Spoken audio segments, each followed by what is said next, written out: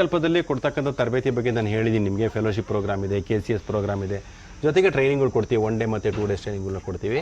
ಅದಕ್ಕೆ ಯಾರನ್ನು ಸಂಪರ್ಕ ಮಾಡಬೇಕು ಅಂದರೆ, ನಿಮ್ಮ ಫೆಲೋಶಿಪ್ ಪ್ರೋಗ್ರಾಮ್ ಬಗ್ಗೆ ಬೇಕು ಅಂತಂದರೆ ಶಿವಪ್ರಸನ್ನ ಅಂತ ಇರ್ತಾರೆ, ಅವ್ರನ್ನ ಈ ನಂಬರ್ನಲ್ಲಿ ನೀವು ಸಂಪರ್ಕ ಮಾಡಿ. ಮತ್ತು KCS ಕಾರ್ಯಕ್ರಮಗಳಿಗೆ ಮಧುರ ಅಂತ ಇರ್ತಾರೆ, ಅವ್ರಿಗೆ ಈ ನಂಬರಲ್ಲಿ ಸಂಪರ್ಕ ಮಾಡಿ. ಅಕ್ಷಯ ಕಲ್ಪ ಬರೋಕ್ಕೆ ಮುಂಚೆ ಒಂದು ಇಂಪಾರ್ಟೆಂಟು, ನೀವು ಬರಬೇಕು ಅಂತಂದರೆ ರಿಜಿಸ್ಟ್ರೇಷನ್ ಇಲ್ಲದೆ ಬರೋ ಹಾಗಿಲ್ಲ.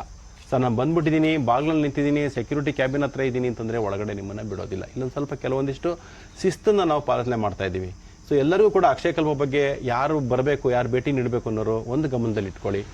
ನಮ್ಮಲ್ಲಿ ಎಲ್ಲ ಕೆಲಸಗಳು ಕೂಡ ಶಿಸ್ತು ತುಂಬ ಮುಖ್ಯ, ಬೇಕೇ ಬೇಕಿಲ್ಲ ಅಂತಲ್ಲ. ಅದರಲ್ಲಿ ವಿಶೇಷವಾಗಿ ಕೃಷಿಗೆ ತುಂಬ ಶಿಸ್ತು ಬೇಕು. ಆ ಶಿಸ್ತನ್ನು ನಾವು ಕಲ್ಪಿಸಬೇಕು ಅಂತೇಳಿ ಕೆಲವೊಂದಿಷ್ಟು ನಿಯಮಗಳನ್ನು ಇಲ್ಲಿ ಪಾಲಿಸ್ಕೊಂಡಿದ್ದೀವಿ. ಇಲ್ಲಿ ಒಳಗಡೆ ಬಂದಂಥವ್ರಿಗೆ ಯಾವುದೇ ರೀತಿಯಾದ ದುಶ್ಚಟಗಳನ್ನು ಮಾಡೋ ಹಂಗಿಲ್ಲ. ಇಲ್ಲಿ ಬಂದರೆ ಇಲ್ಲಿ ಊಟ ಮಾಡಬೇಕಾದ್ರೆ ಇಲ್ಲಿ ಆಹಾರದಲ್ಲಿ ಯಾವುದೇ ರೀತಿಯಾದ ಫುಡ್ಡನ್ನು ವೇಸ್ಟ್ ಮಾಡೋ ಹಾಗಿಲ್ಲ.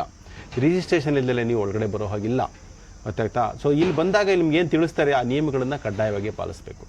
ಸೊ ಅವಾಗ ಮಾತ್ರ ನಾವು ಕೃಷಿನಲ್ಲಿ ಏನಾರು ಒಂದಿಷ್ಟು ಸಾಧನೆ ಮಾಡೋದಕ್ಕೆ ಸಾಧ್ಯ ಆಗುತ್ತೆ. ಅದಕ್ಕೋಸ್ಕರ ಬರೋದಕ್ಕೆ ಮುಂಚೆ ದಯವಿಟ್ಟು ಇದಕ್ಕೆ ಫೋನ್ ಮಾಡಿಬಿಟ್ಟು ಅಪಾಯಿಂಟ್ಮೆಂಟ್ ತೊಗೊಂಡು ಬನ್ನಿ.